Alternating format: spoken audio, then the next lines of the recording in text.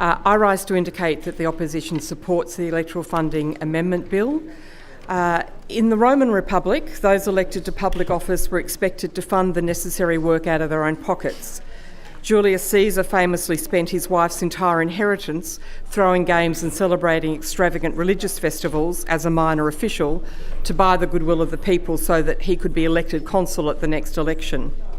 We have wisely walked away from a system where private wealth can buy you power and where we only expect the privately wealthy to offer themselves for public service.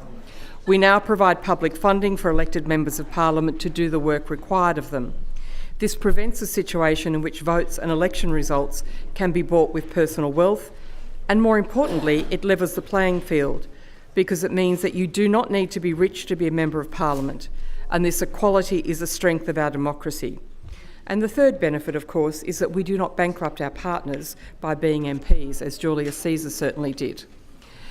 One aspect of the public funding in our state is a fund called the Administration Fund, and it is this fund with which this bill is concerned. In particular, the bill proposes amendments to Section 84 of the Electoral Funding Amendment Act, which governs this fund.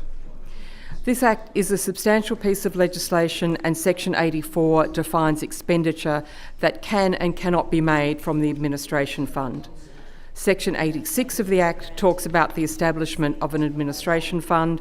Section 87 and other sections deal with different rules around whether people are representatives of a political party, in which case there is a certain allocation for them from the administration fund. But allocations are not only made through political parties. Provision is also made for independent members.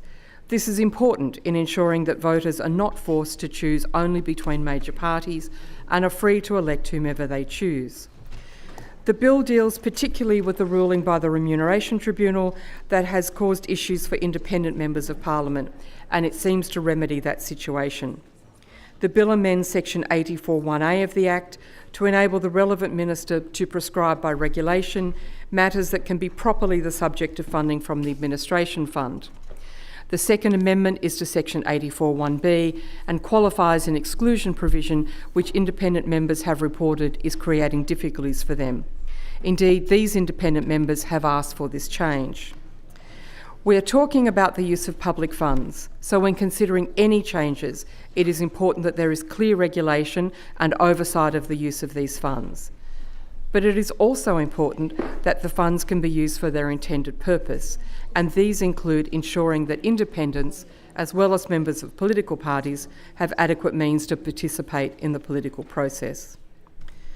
The central issue with the bill is trying to deal is the ruling that suggested that matters covered by an electoral allowance were not matters that could be funded out of the Administration Fund.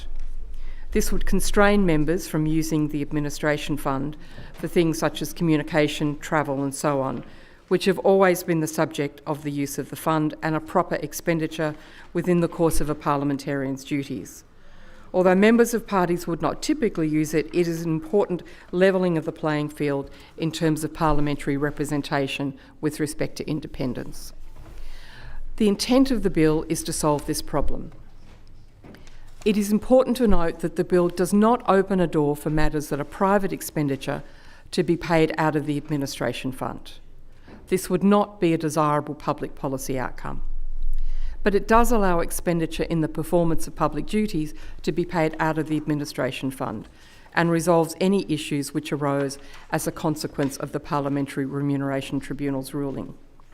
In these circumstances, it seems entirely appropriate to the opposition that these changes be made, and so we support the bill. All members want to see full transparency and clarity and ensure that public funds are being properly used. The bill provides an architecture for that to take place into the future, which is a desirable outcome in the public interest. We must appreciate the unique heritage and privilege which we have here in New South Wales. Not only ancient Rome, but even the modern United States do not have bodies such as the New South Wales Electoral Commission or the AEC. This is unfortunate because it leaves election results and processes open to public criticism and may lead to the undermining of confidence in democracy because people begin to make the claim that it's rigged or the politicians are only in it for themselves. I want to emphasise our unique heritage. We do not have such problems in Australia because we do have these independent commissions. And if the Tribunal makes a ruling that may have unintended consequences, we come to Parliament and openly discuss the matter and make the necessary changes. All these components of our electoral and democratic systems breathe life into a much more transparent democracy of which we should all be proud. We abolished the property qualification decades before this was done in the United Kingdom, and we were one of the first countries to extend suffrage to women. We have a proud democratic history in this country, but it is only maintained by vigilance. This bill is part of that. Independents came to the government and said, we have a problem, and now in this open forum, recorded on Hansard, we are debating that problem and if and how it should be fixed. This is just another example of how our democracy works. We should all be proud of this and do everything we can to maintain it, and I commend this bill to the House.